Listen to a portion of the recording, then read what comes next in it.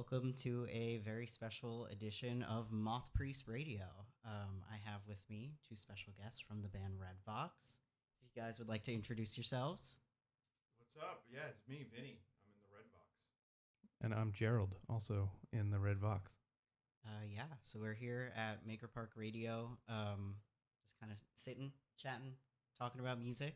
So I asked you guys here to talk about music. So I just want to let you know if you have to say one specific artist or group that influenced you the most, or like maybe that was the most impactful or something, just like what would you say it is? Either of you. I mean, it's hard to choose one, but David Bowie is an easy answer because there's just so much, so many different styles. And then Radiohead, Nirvana. I mean, that's the one I had growing up. So those are the three obvious ones. If I have to pick one, I always go with Miles Davis, just because I spent so much time listening to his albums, and his career spans such a long time and so many different genres within it. So he's like kind of like a cop out answer for me, but that's what I would say. Still a good answer. Thank you. Yeah, so like I said, I asked you guys on here because as Staten Island musicians, I feel like it's important to have community and to find each other. As we were talking about before, off the air, Maker Park Radio is a really cool avenue for that. Kind of like getting people together, just like having live events, having just, people just gathering together and being able to enjoy music and enjoy each other, enjoy each other's company. And I think that that's really special. It's a cool place. Thanks for asking us to come by. The thing about it is, didn't even know this place existed. So we're actually here in physical real life right now, and not just That is true. over the internet, which is easy and cool. But it's nice to actually be in a radio station and like talk about music. Yeah. So speaking of a radio station, though, as they do, they like to play songs. So would you guys like to start us off with a song from Red Vox? Absolutely. All right. Yeah, I think our most New York song would be a good choice. All right. So we are going to start with Garbage Land by Red Vox. All right. We return back from Garbage Land. So I just want to know, what would you say, like, what's the inspiration for that song? What made you sit down and say, I want to write a song from the perspective of a rat? It was a complete accident because we ended up working on something else, and then I was playing that guitar riff, and it sounded like Beck. I'm like, Joe, what if we put a hip-hop beat under this? And that's not even, for those that don't know, that's not even what we sound like usually at all. So, and then I'm thinking, what would Beck rap about if he lived in New York City? I don't know, maybe like rats. That's what I know about. And there you go. There's a full song. We did it in 3 days, which you can tell. But yeah, it's a fun one. So I mean, I personally really like it. I do listen to it quite a bit. I have to say, I think the music video is what makes it for me personally. Because, like, I think the song itself, you can get into the headspace, but once you, like, really sit down, like, watch the video, like, you are the rats then, yeah. Well, I did film it in VR, so I was the rats. Well, there you go.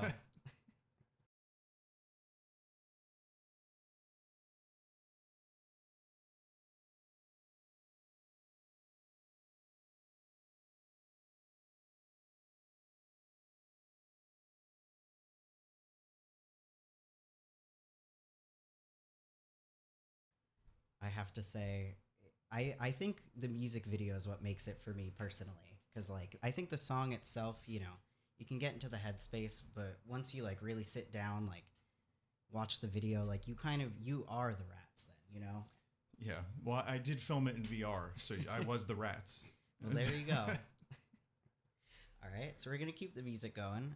So I'm going to turn to you guys and ask, do you have any song recommendations? Anything you want me to put on? That's a lot of pressure. I'll take a look at that playlist and see what you got. You can scroll through. I saw a song from The Cars, which might be kind of cool. Which one did you have on there? I don't. I have Car Seat Headrest. Very different band. Oh, very different. Yeah. Echo and the Bunnymen. That's always good. That is actually a great song. I'm going to cue that up.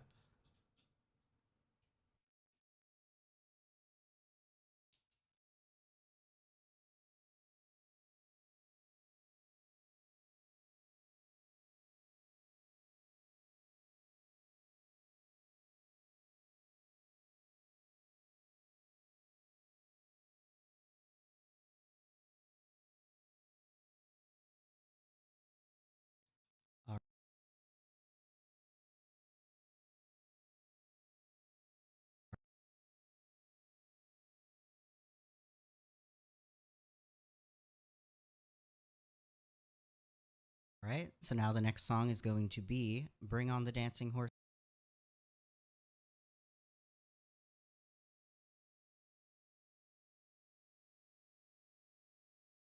The music going. So I'm going to turn to you guys and ask, you have any song recommendations? Anything you want me to put on? That's a lot of pressure. I'll take a look at that playlist and see Yeah. what you got. You can scroll through. I saw a song from The Cars, which might be kind of cool. Which one did you have on there? I don't. I have Car Seat Headrest. Very different band. Oh, very different. Yeah. Echo and the Bunnymen. That's always good. That is actually a great song. I'm going to cue that up.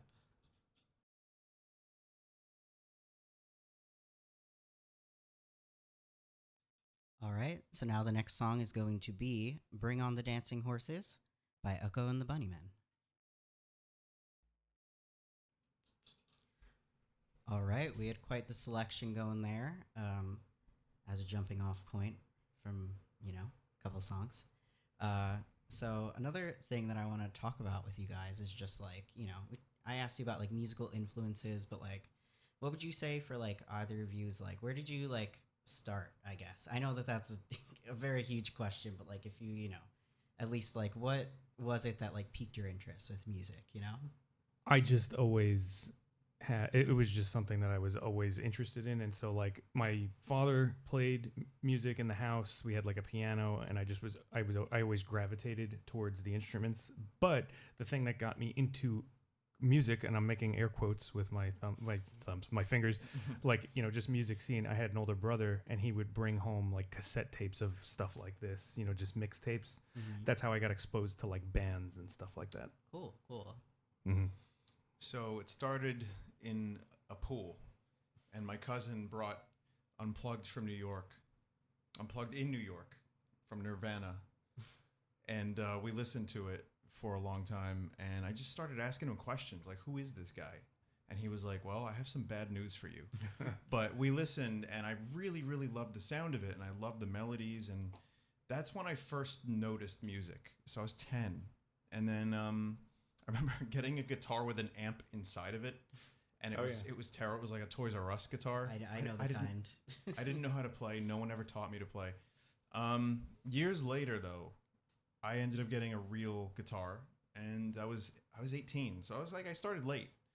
But from there, I think the thing that was most exciting was like learning how to write my own stuff, and I just kept going. And I don't really play very many other instruments. I play a little bass, a little keyboard here and there, but music is great, and it's a big part of my life these days. Yeah.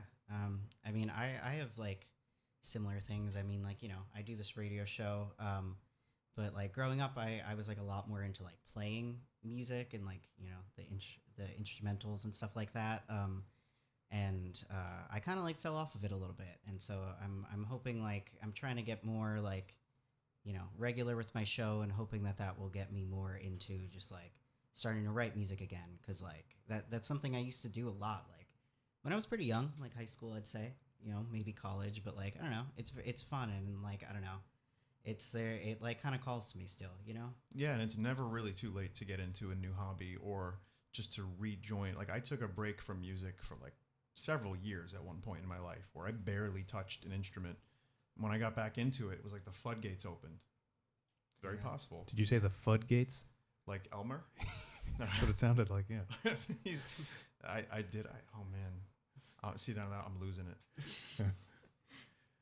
So It's that rock and roll lifestyle.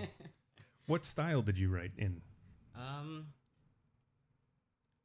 Not to rag on myself, it was really emo. That was all I really wrote. That's okay. Because I started, I think like the first song I ever wrote, I was little. I was in like elementary school, maybe middle school. Nice.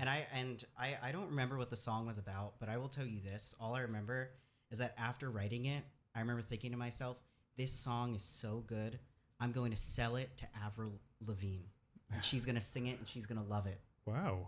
And Has she heard it yet? No. Oh. But it definitely sounded like something she would have written at that time. You got to record it. Now's the time. Yeah.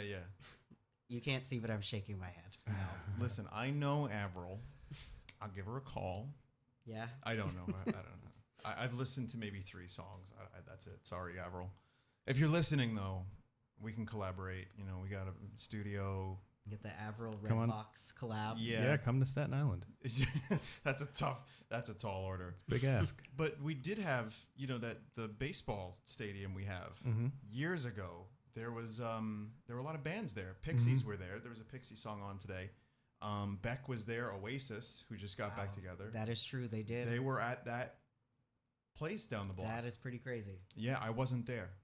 I wish I was. Well, even closer, right here on Bay Street in the 80s, and this is before my time, but there was a club called the Paramount. Yes, the marquee is still up. Yeah. Yeah, You know, and- my mom has told me she used to go there like when she was a teenager. I bet she has some great stories because like Metallica played there. Yeah.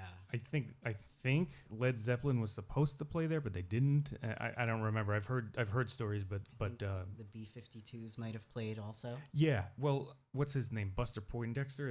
Was he from the B-52s, or am I confusing my? Because he's from Staten Island, but yeah, I cannot confirm. I apologize. that's okay. No, there's no reason to apologize. But yeah, Bay Street used to be a happening place. And the Beach Boys were at the St. George Theater not that long ago. the one Beach Boy that remains. John Stamos. That's him. Yep. The original true blue Beach Boy. Yeah.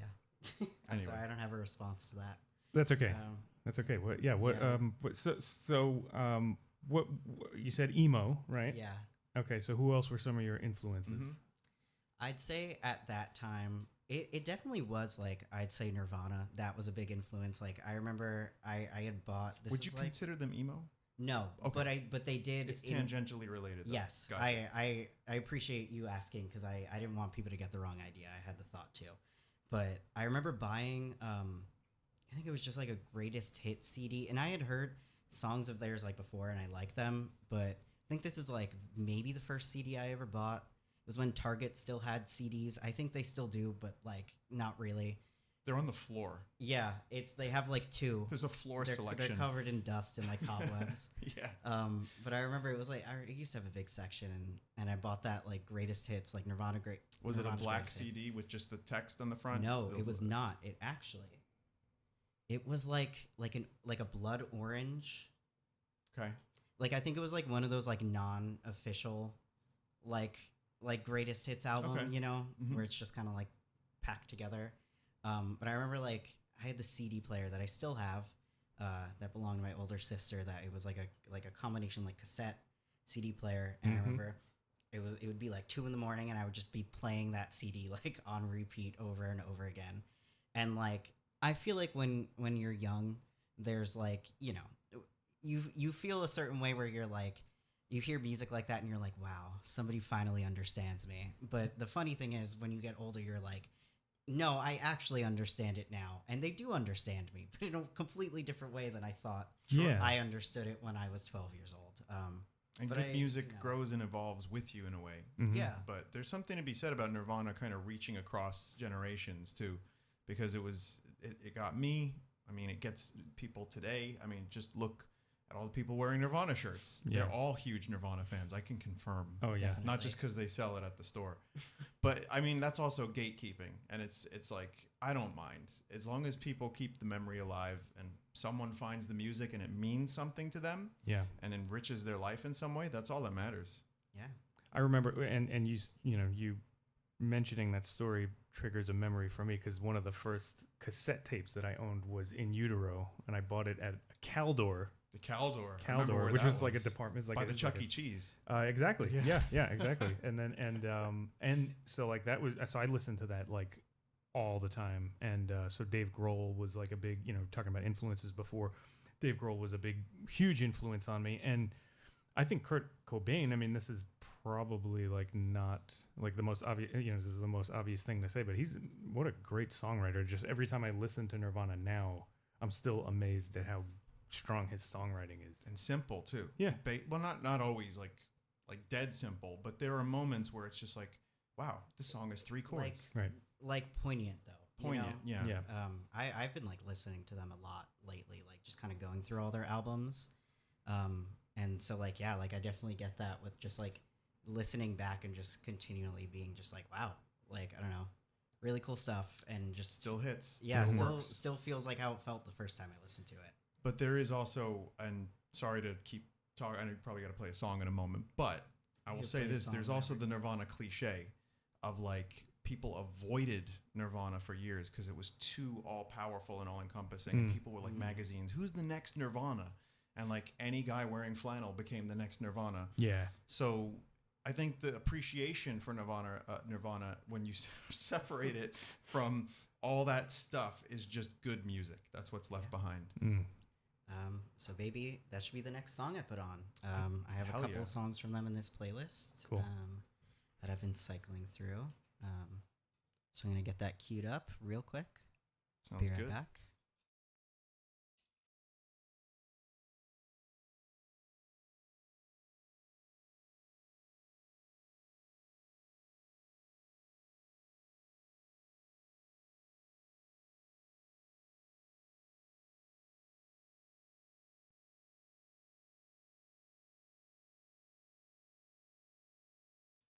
All right, so now we're going to start with probably my favorite song off of In Utero, Scentless Apprentice. Nirvana. And we are back. Yeah, so that last song that played was Piggies by Mary Shelley, which I really love them. They played here on Staten Island at Maker Park for our punk rock mini golf, which is a super fun event.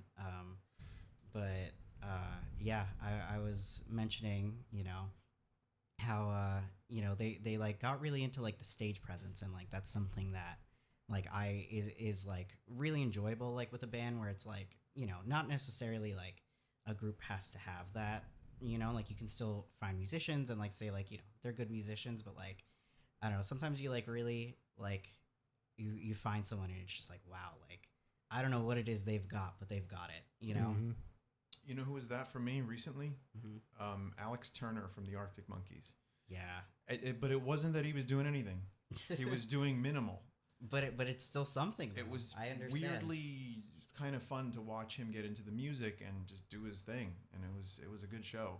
Mm-hmm. But he wasn't thrashing around on stage and breaking stuff and jumping around, but it worked. Yeah. Yeah. Well, I think it's about being comfortable in who you're. It's almost like singing in a way, because like I think about when I hear a singer and I'm like, man, I wish I could sing like that, but you can't. So it's like the same kind of thing. Like your stage presence has to be an extension of you, or at least you have to be able to like convincingly like act, play a part. So like I'm sure Alice Cooper, like if you hung out with him in real, like the whole Wayne's World, Oh yeah. yeah, He's very articulate. yeah, Very eloquent. yeah. So Yeah. I mean, I think like, yeah, that level of performance is definitely a part of it, where it's like you're kind of embodying someone else. I know a lot of artists talk about that, where it's just kind of like, I don't know, they just kind of black out and they're like, that was somebody else for a little bit. Mm-hmm, mm-hmm. I mean, Bowie, back to him for, all his different characters and different phases of his career. It was a lot of that. And, I think he was a very smart performer. Mm-hmm. He knew how to be engaging even as these different characters. But also, from what I remember from interviews, that's how he felt comfortable. Some people aren't comfortable in their own skin, and they have to kind of put on, even if it's you, but elevated. And it's a character. Yeah. This is just tangentially related to David Bowie. But have either of you ever seen the movie Velvet Goldmine? No. I'm aware of it. I haven't seen it. Well, for those of you who don't know, it was supposed to be a David Bowie biopic. And I think he was alive at the time, and he was like, no, you can't write this about me. But they had already written the whole thing. Didn't they just give him a different name? They just made it like fan fiction, basically, about his own life, and they just mashed together, which is like such a stupid way to describe it, but that really is what it is. Like they like combined like Iggy Pop and Lou Reed into one person, played by Ewan McGregor also. Okay. So it's just interesting, like thinking about like in that movie where it's like this very, very fictionalized version of David Bowie, like mostly just because they couldn't get away with actually doing David Bowie, but like it is interesting to see the way that they like kind of spoof on him, but also like kind of go in different directions with it. But like, I don't know. What did they call him in the movie? What was the character's name? Oh, I can't even remember. Okay. Because the Lou Reed Iggy Pop guy, they probably call him like Ligma Reed. Right? They definitely they definitely don't. Oh, that's a shame. I all I remember is that movie does have a really good soundtrack too. That's the thing too, is that so part of David Bowie saying like don't make this about me is that he was like, you can't use any of my songs in it. And they technically did get away with using one of his songs, but it was, I believe, a Lou Reed song that he had background vocals on. Oh. Because they were just like, yeah, we'll sneak it in somehow. But like it has Vultures. like, yeah. Yeah. Picking up any scraps of Bowie they can, throw it in their hack movie. I don't know, maybe it's a good movie. Is it? Yeah, it's All right. weird. It's Well, a there you really weird movie. What was it? Christian Bale's in it also. Wow. They like, it shows him when he's like young in like the 70s and like kind of like the beginning of like Britpop, but it's like it's just like adult Christian Bale, and they kind of try to put makeup on him, and like they do the thing where they just give him a wig to be like, look, he's younger now.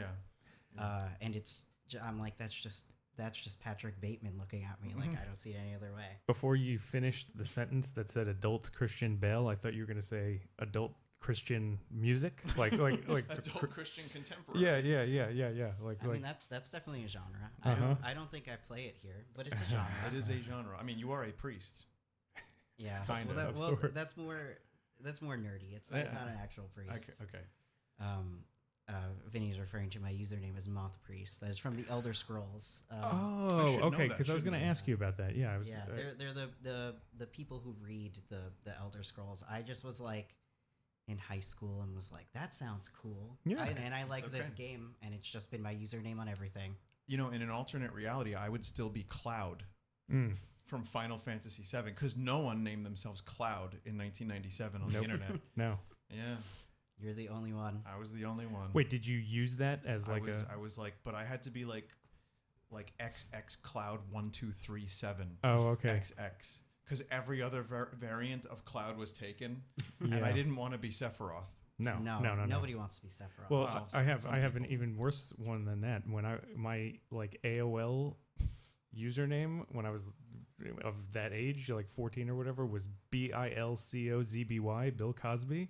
So that has aged. That's worse than Sephiroth. That is Yeah. the Maybe. worst possible Yeah. name you could name anything at this Wow. point. But we didn't. Who could have seen it coming back then? But that's Yeah. like sometimes people name them their bands like it's like a name but spelled weird. Yeah. That was the You whole know, point. Yeah. That was the whole point. Yeah. I think it wasn't my first email address, but I think like my AIM username, it was supposed to be like Beatles fan, because I was really into the Beatles when I was like at that age. Mhm. But Into I the didn't really no, Beatles. but we were on like a really old Windows computer, so we couldn't see that we made a typo. So it was really like BEALTES fan. Yeah, like Bealtis. so I used to just have to write that. I was like, I have to like, because I didn't know. I was like, you can just delete this and make a new one. I was like, no, it's set in stone. Yeah. Beatles. That's Yeah. fine. Yeah. That's like in the Beetlejuice cartoon. They used to call him Beetlejuice.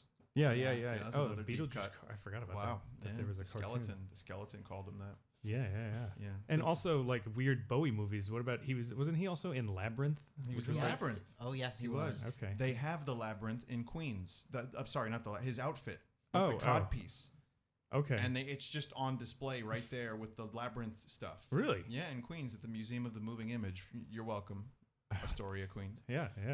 Is that the one with the whole? It has like a whole like exhibit with like The various Muppets Jim are there. Henson- Yes, Muppets are there. I go see the Yes. Muppets frequently. Oh, really? I've I never like to been. pay but my tribute. I really want to go though, because you know, Yeah. I only like recently, like maybe in the last couple years, watched Labyrinth for the first time, and I was just like, it's just like crazy. I'm like, how like just puppets in general, like, you know, but especially what like they were doing in that movie, like it's just shocking. I'm like, how did they make them just like move like that? Mm-hmm.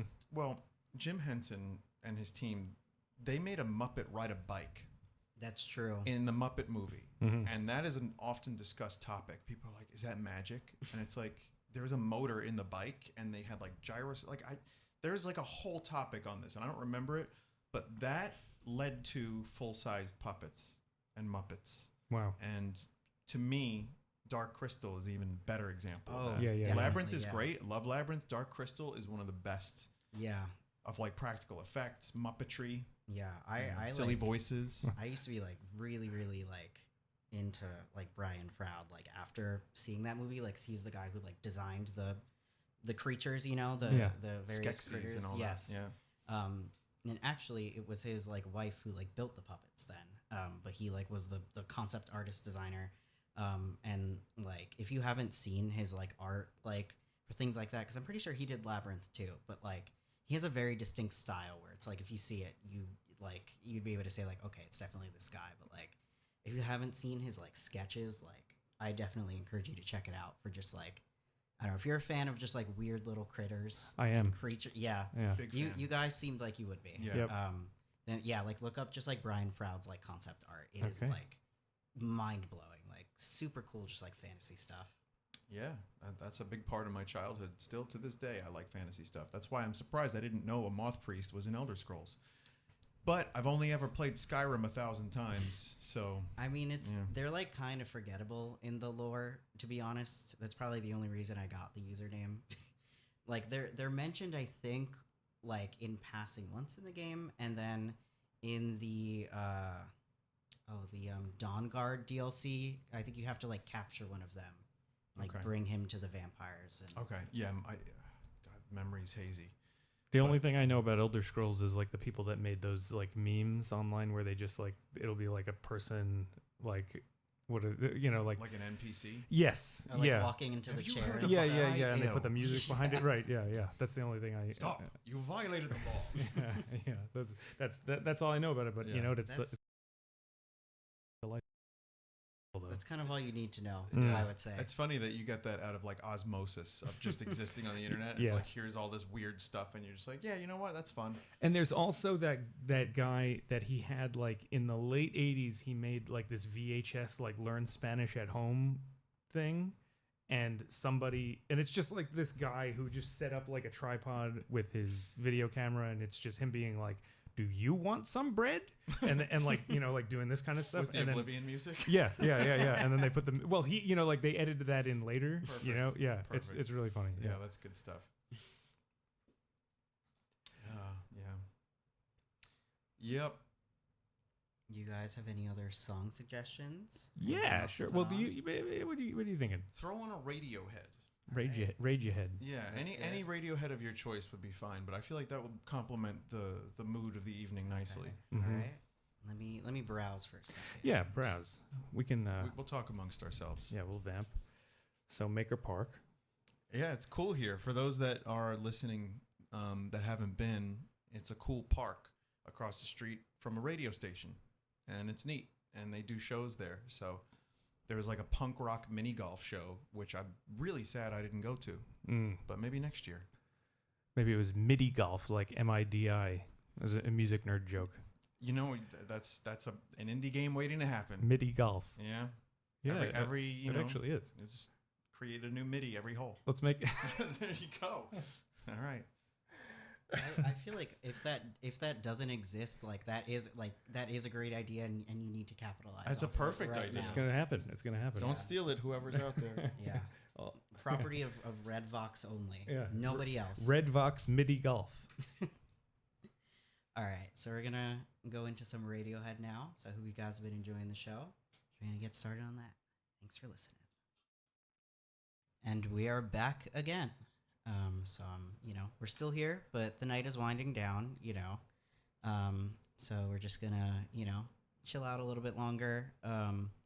I did want to ask you guys. So at the end of the show, I'm going to be playing another song by Red Vox, not Garbage Land again, but another song that came out around the same time, and it's called Remember. If you guys want to talk about it a little bit before we play it, just about the writing process, anything like that. I don't remember where the melody came from for that one, but I remember this is going to be a tough song to talk about without saying remember. But it's one of my favorites because it's fun to play live, and it kind of encompasses like a lot of what we do as a band, and it has I'm really happy with the way that one turned out, and Jerrold is playing bass on that one. I do play bass. Yes. Yeah. It's kind of interesting for me because like that was in the mishmash of songs that when I first started playing with Redvox. It was kind of just, here's all of our songs. Like, we're just going to keep, so we'd get together, we'd play through them and whatever. And so for me, it was kind of like, I was just trying to learn as much material as possible. So it just kind of blended in with all the rest of them. Not, it has its own stylistic thing, but just for me, it was a lot of stuff to learn. And then as we played it more and more, did some shows or did a show and then filmed the video. Like when it was released, you know, because then we got together and filmed the video. And then that's really when it clicked for me, when I saw the visuals. And, you know, because like I'd come down to the studio, we'd record a few tracks, and then I'd say, okay, cool, on to the next one, on to the next one. So there was, for me, it was hard to remember which was which. And then when I saw that video back, I was like, oh, now I get like why this song is so cool. Yeah. Like those, what Sphinx made the Great Sphinx, yeah, a friend of mine. That video came out great, and it really matches the tone of the song. He's very good at matching a visual to a sound, and the song has got some interesting voicings. Joe sometimes is like, "What is the scale for this thing?" Mm-hmm. And I, if I wasn't playing rhythm, I would say the same thing, because it gets it's deceptively weird to play, but one of my favorites to play live, and once we start doing that one, I usually feel comfortable. That's how it's been for me. Like, we do that one second or third. So well, and the funny thing about that too is, just again, like talking about like my learning process for it was, I remembered it from like how the device that I had in my head is, I'm always trying to, like, when I'm learning music, I always try and relate what I'm playing to something else that I know, very much like kind of picking a set list in radio. One thing leads you to the next, and that first riff, the bump, bump, bump, bump, bump, bump, that always reminded me of "Will You Still Love Me Tomorrow" by, I think it's the Ronettes, which is like just like a kind of doo-wop, like 60s, and so that was the association that I had for a long time. And then watching the video, hearing it back, the chorus is like super Nirvana to me. Yeah, it is. It's like massively Nirvana. Yeah. So in my mind, that's like a really interesting, it's actually kind of like a full circle, because I hear a lot of 60s music in Nirvana. Oh yeah. Kurt was a huge Beatles fan. Yeah. So I think that song is a really interesting encapsulation of just like the last, 60 years of American music. I have two tangential points. One of them is not related at all, kind of related. But have either of you ever heard the Kurt Cobain cover of "And I Love Her"? And I Love Her, yeah. A long time ago, yeah. Yeah, I mean, it's a different vibe completely from the McCartney version, and it's dark, and he sings real low. His register is like not what you'd expect. It's like just him and the guitar, I think. Yeah, right? and it's on like a crappy tape recorder, so it's not anything like. But that adds to it. Yeah. Yeah. It's not something I return to, but I remember when that was like kind of unearthed from the archives. Yeah. I had a story I was talking about during the song a moment ago, which is when I was younger, I would buy Nirvana bootlegs, because there's like Tupac. It would be like a new album every year.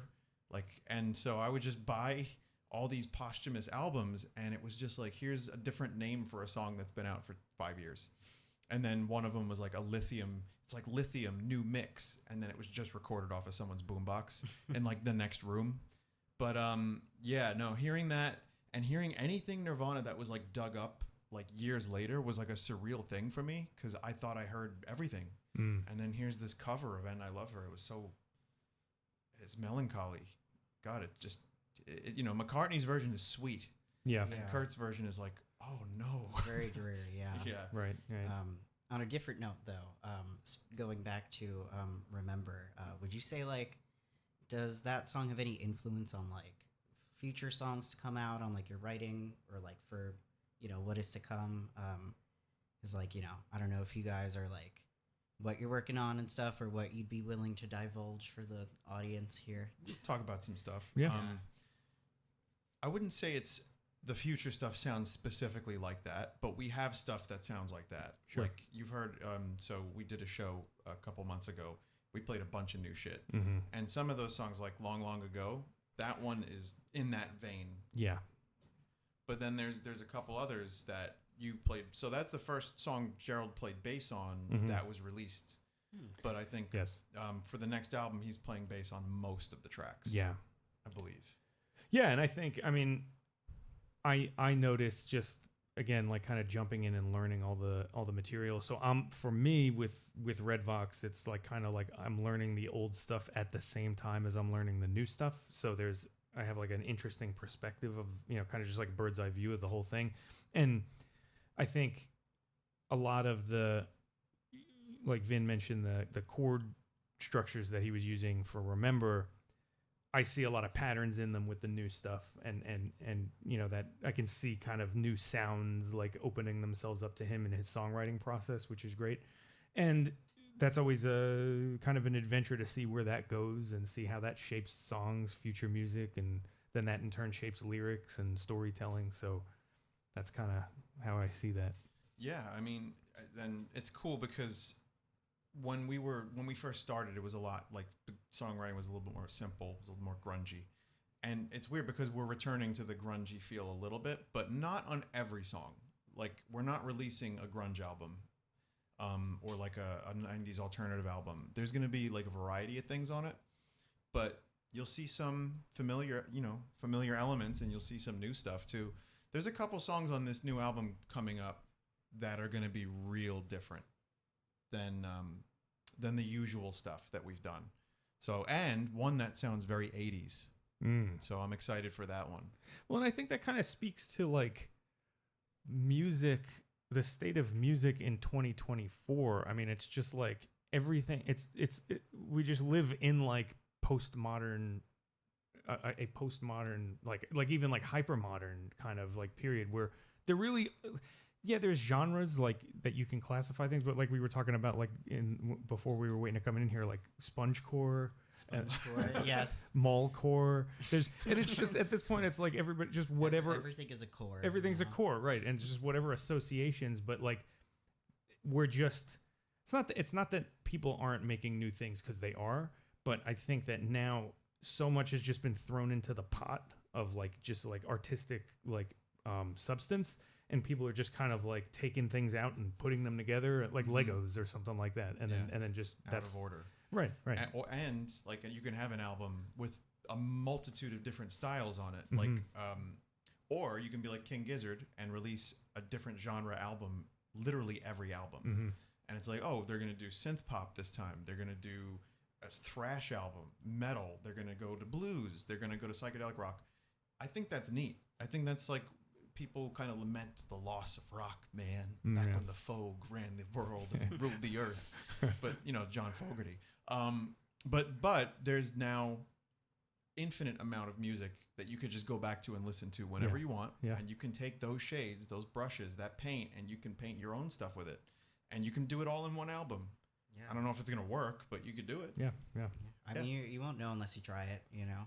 And I think that's like, I don't know, something really cool with like, music and inspiration is like being able to like actually hear like, oh, like this is the point where like this was the inspiration here, like I can pinpoint it, like these sounds, these chords, like these melodies, and then the inspiration itself, it's like, okay, I could see where that's pulling from. And like, I don't know, it's with like music in particular, like it's such a fascinating like web weaving and it celebrates the history of the medium too.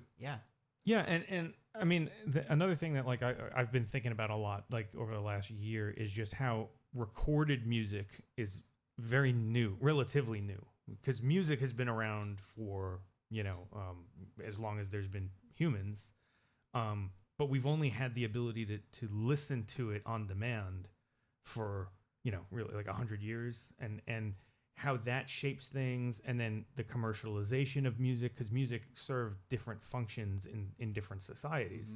So then now we have this situation where, just like we're talking about now, it's gotten to this point where you can just reach into your pocket, listen to whatever you want, like this playlist that you have here. It spans like so many different. It's like almost 3 days worth of music. Yeah, and that's amazing. And so then how does that inform the creation of the art? Because now because of the way that we consume it, that kind of like affects how it gestates within us, and then how we like, you know, express it coming out. So interesting times to live in, I think. Yeah, and there's pros and cons. Yeah. But right now, I'm looking at the bright side, and I think there's just a lot of great music out there. And whether it be from 60 years ago that people are still discovering, like Beatle or Beatle, Beatle. or stuff that's from the past couple years. I mean, there's a lot of great stuff. You just got to find it, and you can amass your own personality via music. It's great. Mm-hmm.